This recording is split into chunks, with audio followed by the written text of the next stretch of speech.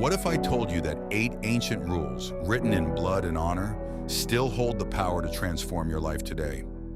We live in a world of distraction, weakness, and easy excuses. Most people drift through life without purpose, without discipline, without a code. But there was a class of warriors who lived by something greater than fear, money, or comfort. The samurai of feudal Japan followed an unwritten code called Bushido 8 Principles that turned brutal fighters into legendary philosophers, ruthless killers into compassionate guardians, and ordinary men into icons of history. In this video, I'm going to break down each of these 8 rules, not as ancient history, but as practical tools you can apply to your career, your relationships, and your inner peace. By the end, you'll understand why the samurai feared dishonor more than death, and how you can adopt their mindset to become unbreakable. Let's begin.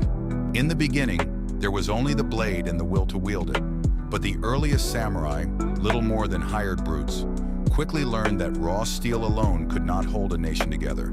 So, from the crucible of centuries of war, politics, and Zen meditation, an unwritten soul was forged, Bushido, the way of the warrior.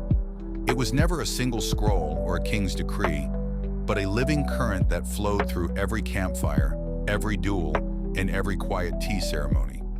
Its 8 virtues, rectitude, courage, benevolence, respect, honesty, honor, loyalty, and self-control, were not a checklist, but a single gleaming sword with 8 facets, each reflecting a different light. The story of a samurai's life began with rectitude, Ji, and courage, U, the spine and the heartbeat of the code. Rectitude was the power to make a decision in an instant, to know, without hesitation, what was right and what was wrong. It was the bone that held the warrior upright when politics twisted and lords betrayed. Upon that bone, courage was the muscle. But this was not the foolhardy rush of battle.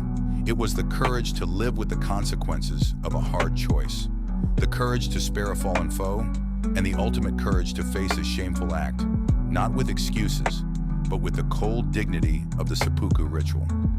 Together they formed the warrior's first step, the resolve to meet any moment with a clear mind and a steady hand.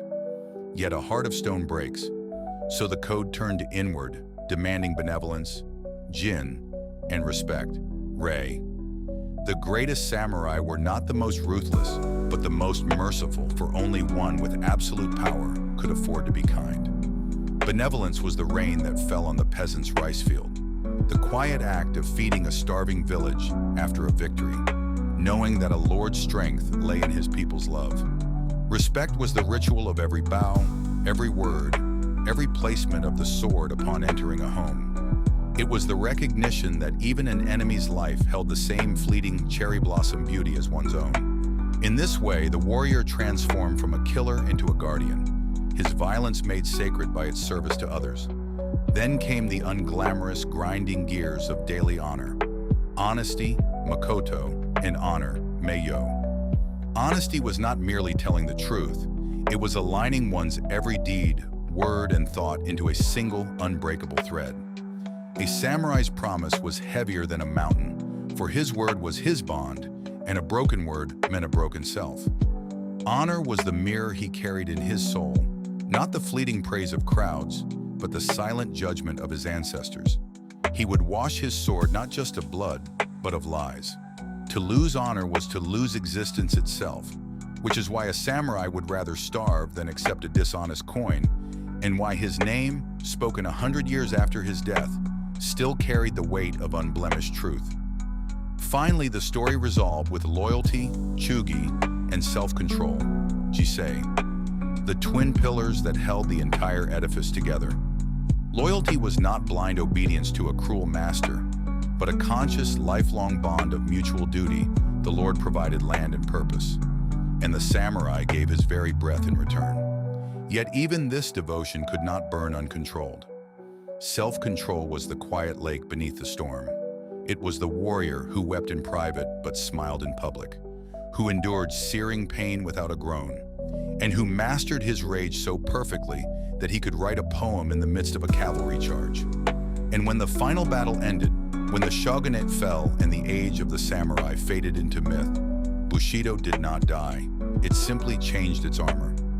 Today, it is the executive's handshake, the athlete's discipline, the parent's patience, and the citizen's quiet integrity, proving that the greatest code is not written in ink, but etched into the spirit of anyone who dares to live with purpose, grace, and unyielding honor.